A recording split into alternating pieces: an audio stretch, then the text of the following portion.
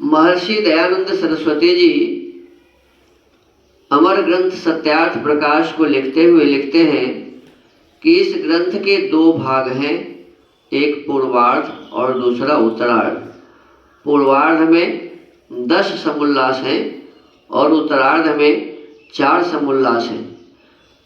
कुल मिलाकर इसमें 14 समुल्लास हैं और फिर इसके अंत में मंतव्य प्रकाश को भी इन्होंने शामिल किया है। तो प्रथम समुल्लास में ईश्वर के ओंकार आदि नामों की व्याख्या लिखी गई है। द्वितीय समुल्लास में संतानों की शिक्षा, तृतीय समुल्लास में ब्रह्मचर्य पठन पाठन व्यवस्था, सत्यासत्य ग्रंथों के नाम और पढ़ने पढ़ाने की रीति, चतुर्थ समुल्लास में विवाह और गृहस्थाश्रम का व्यवहार, पंचम समुल्लास में वानप्रस्थ और संन्यासाश्रम की विधि, छठे समुल्लास में राजधर्म, सप्तम समुल्लास में वेदेश्वर विषय, अष्टम समुल्लास में जगत की उत्पत्ति स्थिति और प्रलय, नवम समुल्लास में विद्या अविद्या बंध और मोक्ष की व्याख्या, दसवें समुल्लास में आचार अनाचार और भक्ष्या भक्ष्य विषय, एकादश समुल्लास में आर्यावर्तीय मत मतांतर का खंडन मंडन विषय, द्वादश समुल्लास में चारवाक बौद्ध और जैन मत का विषय, त्रयोदश समुल्लास में ईसाई मत का विषय, 14वें समुल्लास में मुसलमानों के मत का विषय और 14 समुल्लासों के अंत में आर्यों के सनातन वेद विहित मत की विशेषतः व्याख्या इस ग्रंथ में लिखी गई है। स्वामी दयानंद सरस्वती जी कहते हैं, जिसको मैं भी यथावत मानता हूँ।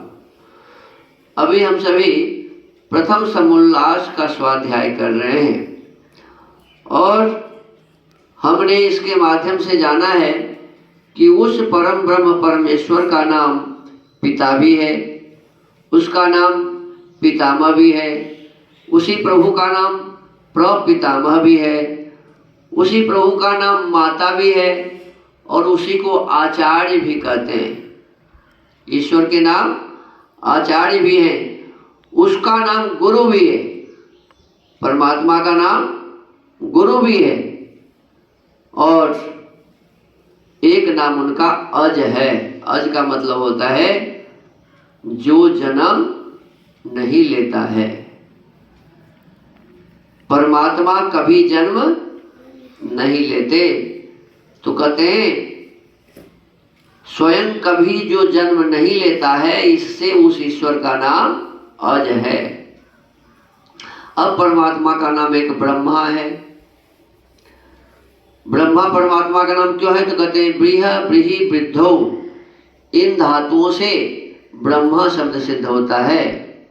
यो खिलं जगन निर्माणेन वर्हति वर्धयति स ब्रह्मा, जो संपूर्ण जगत को रच के बढ़ाता है, संपूर्ण जगत को बना के फिर उसको बढ़ाता है, इसलिए परमेश्वर का नाम ब्रह्मा है।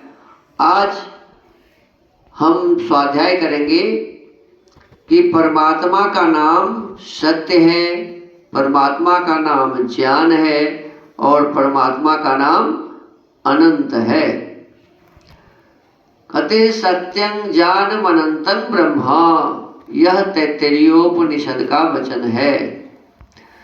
संतीति संतस्तेषु सत्सु साधु तत्सत्यम, यज्जानाति चराचरं जगत् तज्ज्ञानम न विद्यतेन्तो विधिर्मर्यादा यस्य तदनंतम।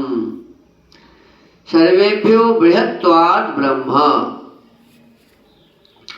जो पदार्थ हो उनको सत कहते हैं, जो है उसको क्या कहते हैं? सत। जो नहीं है वो हो गया असत, जो नहीं है वो हो गया असत, और जो है उसको क्या कहेंगे? सत। तो कहते हैं जो पदार्थ हो उसको सत कहते हैं और उनमें साधु होने से परमेश्वर का नाम सत्य है। सत अर्थात संसार के पदार्थ या जो कुछ भी संसार में है तो वो और उसमें जो रमा हुआ है, तो इसीलिए उसका नाम सत्य है, जो जानने वाला है,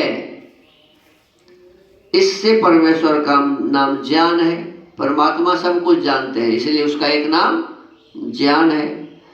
जिसका अंत अवधि अर्थात अवधि मर्यादा अर्थात इतना लंबा चौड़ा छोटा बड़ा है, ऐसा परिमाण नहीं है। परमात्मा न लंबा है, न चौड़ा है, न छोटा है, न बड़ा है। परमात्मा को इस हिसाब से नहीं कहा जाता कि इतना लंबा है, इतना चौड़ा है, इतना मोटा है, इतना बड़ा है, ये नहीं कहा जा सकता। ऐसा परिमाण परमात्मा का नहीं है, इसीलिए परमेश्वर का के नाम